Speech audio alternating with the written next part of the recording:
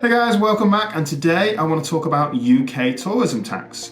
So recently Manchester became the first city in the UK to adopt a tourism tax, just about pipping Edinburgh to the post, which is surely going to be the next city to adopt this.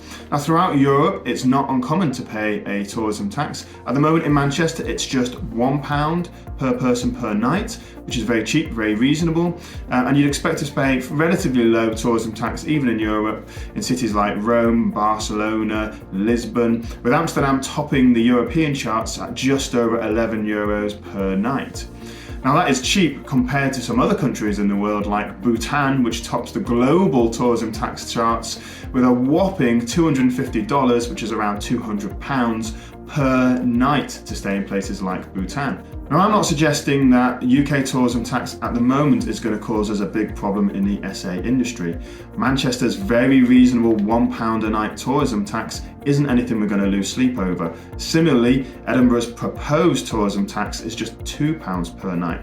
However, in more contentious SA areas where there's lots of holiday lets and SA units operating in a small space, this could be an extra tool that may be used in order to put off investors moving into that area, or at the very least it could be used as a way to provide more local benefit to the community by getting extra funding for things like affordable housing. Therefore, the introductions of things like tourism taxes could be seen to be used as another deterrent to deter people from investing in these areas. So now that Manchester has implemented the very first UK tourism tax, could we be seeing the implementation of tourism taxes in other areas in the UK where there is a high density of holiday let properties and very low supply of local housing? Places like Whitby, places like the Central Lake District. Now I own properties in the Lake District and I for one am not opposed to these plans.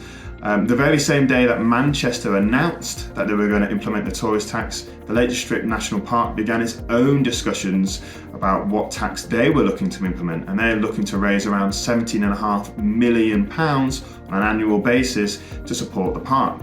Now the millions of visitors to the Lake District do cause problems that the national park have to deal with. A big one that comes up quite a lot is the path erosions, mostly on the more popular routes that walkers are walking and visiting in the area.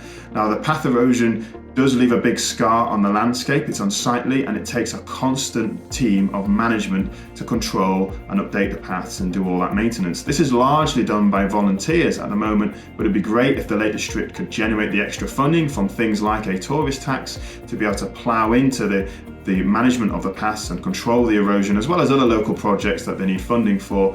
So if and when the tourism tax arrives in your area, the very simple solution is simply to add this to the invoice to your guests. Pass it on to the consumer. This is what is commonly done throughout Europe and the rest of the world. You will know and you will get told what the nightly tourism tax is, and that simply gets added to your invoice. And because all of the other properties in that area will also have to pay the tourism tax, this is going to have very little effect on your bookings. Only when the tourism tax is so high, then it's going to deliberately put people off going and visiting that area if they can get a cheaper holiday in another place, perhaps nearby, that doesn't have the influence of the tourist tax. That's the only way this is going to make any difference to you. Thanks for watching, guys. If you found that useful, like and subscribe for some more great content. We keep very up to date with the industry developments as and when they happen. If you'd like some great future updates, then keep an eye out for my future content. See you next time.